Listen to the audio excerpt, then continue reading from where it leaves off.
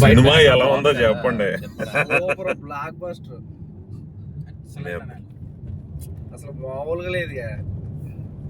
Genuine చెప్తున్నాను, అంటే hit లేదా అబవ్ యావరేజ్ బాగుందే కాదు, బ్లాక్ బస్టర్ అంటే లిటరల్ గా బ్లాక్ బస్టర్ సినిమా. ఎందుకంటే